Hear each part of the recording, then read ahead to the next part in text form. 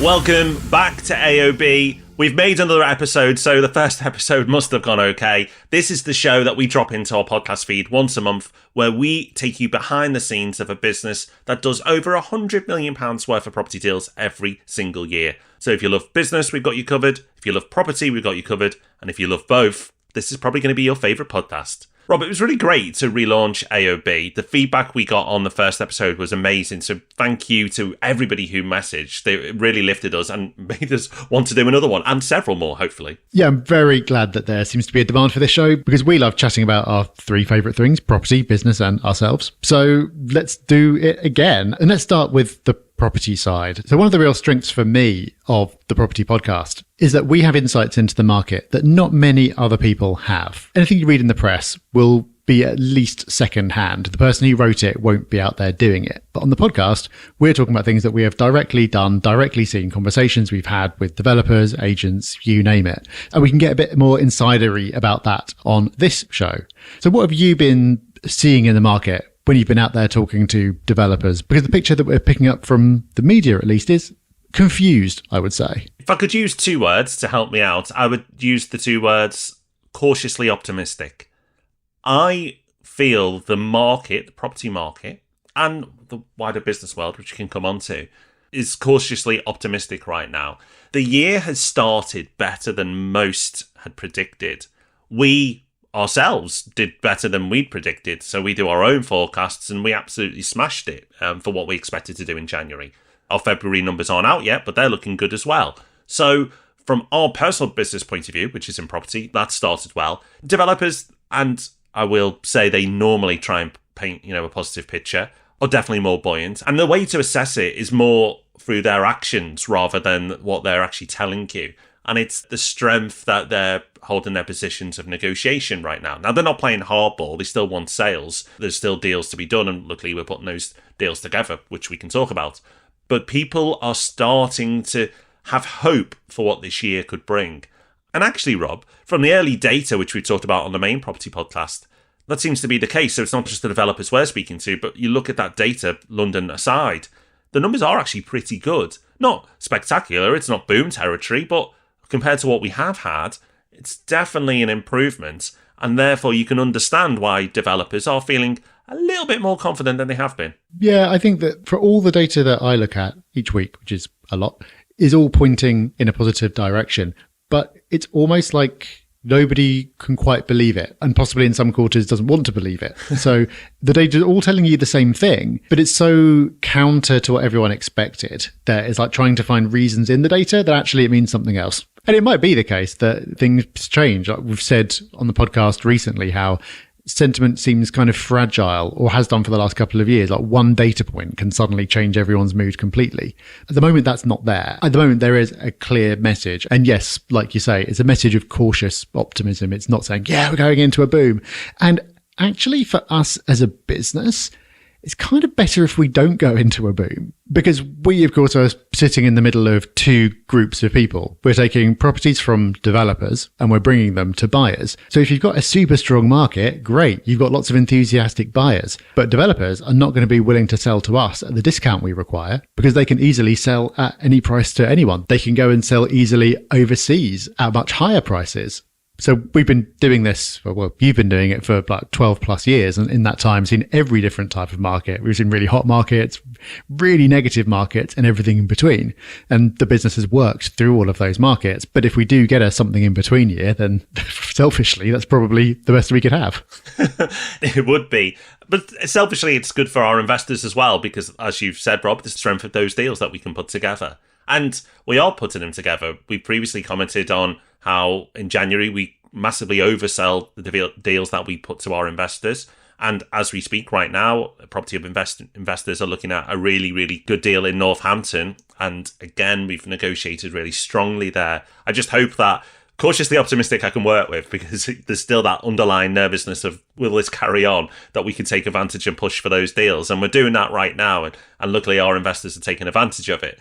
But a boom does make it more difficult. And also, a complete capitulation doesn't help either. It's that weird middle, which luckily the property market seems to be in most of the time. That is our sweet spot. Although we can, as you've said, because we have done, operate in booms, because we've had booms, and operate in what seemingly is a disastrous time, like we have with COVID or straight after Brexit, when everyone went, what's happening now? So we have operated through all these climates, all these conditions, and we're still here and living and breathing and talking about it. So obviously we can operate, but the slightly uncertain middle is definitely welcome right now. I'll tell you what's interesting about this deal that you just mentioned that we're putting forward right now is that I'm not sure that this deal would have worked a year ago, because what we've seen over the last couple of years is, of course, property prices refusing to crash, but maybe drifting down a little bit, and rents growing really strongly. So that, of course, has increased ROIs. And the ROI in this area is much stronger than I thought it would be. The fact that it's delivering that kind of return,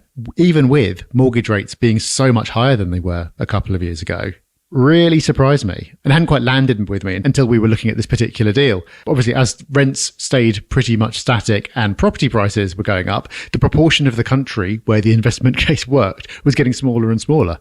What we've seen over the last couple of years is actually the area getting bigger and bigger. So it's giving us an ability to look a bit further afield than we would have done, which is great, of course, because it just means more potential for diversification. You're right. And this isn't a one-off. The deal that we could have sold twice over in Leeds last month was exactly the same. You think Leeds, you think, okay, well, I'll get it for the capital growth, but I'm not going to get a return there. And yet the returns were very, very strong, even with interest rates as they are right now. It's an interesting market right now. And no market conditions ever last long because the markets move. At this point in time, it's really interesting. So despite the mortgage products being more expensive than they were, because of the rental boom we've had and the slight softening of prices over the last 12 months, it means that we're seeing deals like this at the moment, and long may they continue. And this extends beyond property as well, Rob, because we both network in the business world quite extensively. And actually, in the business world, I deal with more non-property businesses than property businesses. So we get a real sense of what's happening in a wider economy as well, which is super useful. And without question, the majority of businesses I've spoken to have had a good start to the year. We're not alone, and it's not a property thing. It's a UK thing. And this is from consultants to manufacturers to finance. These are wide-ranging businesses, yet they all have reported that January and the start of the year has been positive. And again, possibly positive and slightly surprising, because last year was tough. Property, the world, everything was pretty tough last year. So I think everyone's just pleasantly surprised that January's gone better than expected. I think that's right. And I'm getting concerned though, Rob, because you've been coming back from some of these business chats and you've been getting very enthusiastic about being boring. And this threatens me because I've always seen myself as the boring one. I feel like you're coming onto my turf here. Maybe you can explain a bit why you've started to embrace the boring. But the guy who likes trains and chess is the exciting one. You've set a very low bar for boring then. But I'll go for you, Rob, because I am loving a boring business. Because over the years, and all entrepreneurs will be able to relate to this, you chase the shiny stuff. There's so many opportunities out there that you want excitement. You create excitement for your business. And we've been guilty of that. I mean, we've had so many businesses over the years. Some that have been super successful and some less so. And, luckily we've had more good outcomes than bad outcomes. But was that wise to do? I don't regret any of it. But would I do it again? Probably not. Because the lesson in business is just get something to work, do that well, and just keep doing it more and more and grow it out. And don't get distracted by the other shiny opportunities, which there'll be plentiful once you've made one thing work. So now we're just focusing on our core businesses and doing that really, really well. And that's paying off massively.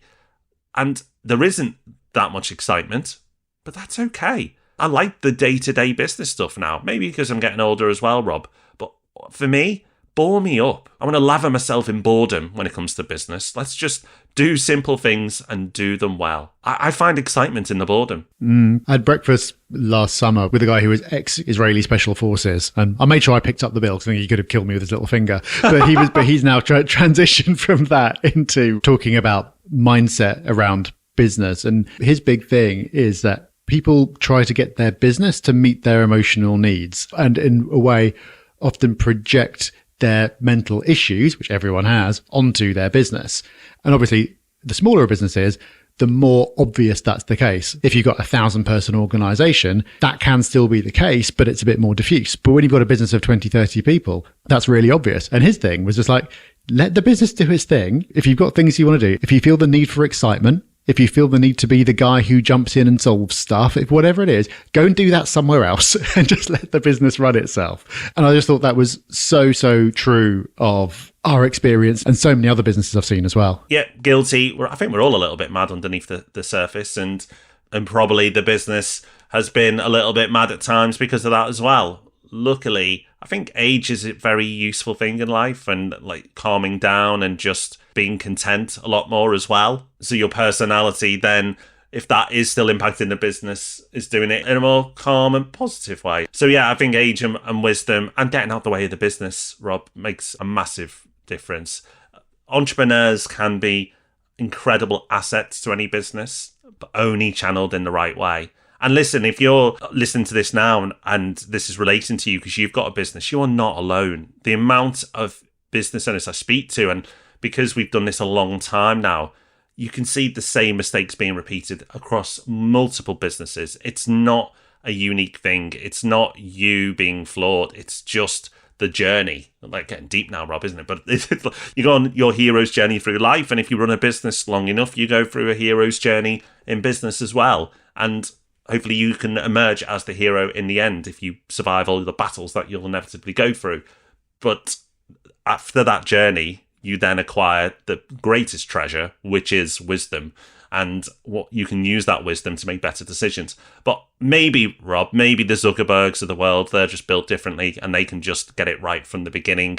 But I think the 99.9% of the rest of us, you need the pain, you need the experience, because without those, you don't get the lessons. And then hopefully you had enough of those experience and pain that you then really, really want to take advantage of those lessons. Yeah, and that's definitely where we are. But I was going to ask you, do you think it's possible? People who've already got a business that is to some degree established, I find that they find it helpful just to hear that other business owners have been through the same thing and have the same concerns, and that's great.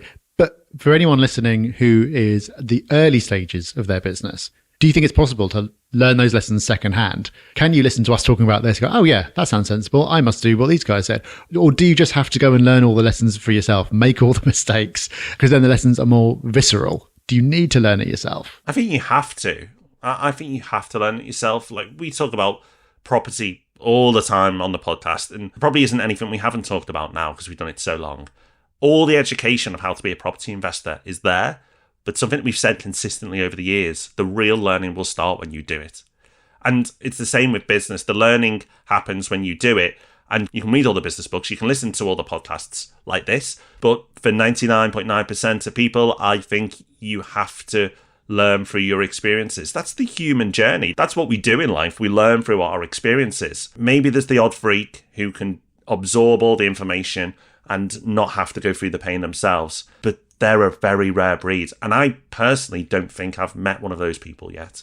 So the nice answer for everyone listening would be, yes, you can learn the lessons and read the books and you'll be absolutely fine.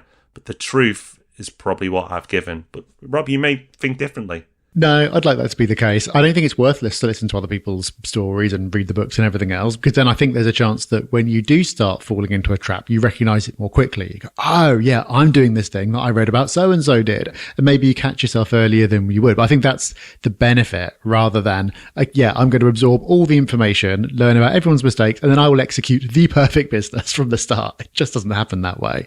But I think the great thing about business is it forces you to go through personal growth. You have to grow with your business, and you're not the same person in year 5, year 10 as you were in year 1. So I think it would be unrealistic, unless you are the perfect person in year 1, to expect things to be any different from that. So episode 2, and we've gone pretty deep. Where will this podcast take us next? But let us know. Thank you for your suggestions so far.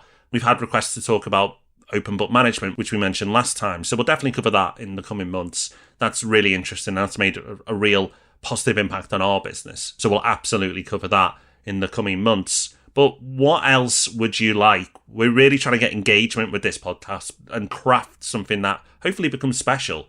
and we don't want to be talking about things that no one's engaging with or relating to. So Instagram is the place to go in, message us. Rob, you can find at the Rob Dix. That's at the Rob Dix.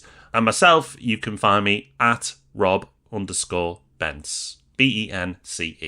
Nice and easy. So let us know what you think. We want to know. We want to make this something useful and special. We've really enjoyed making these first 2 episodes, and hopefully that's come across. So let us know. What do you want? We'll do more of it. And then this, hopefully, will become the perfect partner to the Property Podcast in your feed. Thanks for your support, everyone. Take care. Have fun. Bye-bye. Bye-bye.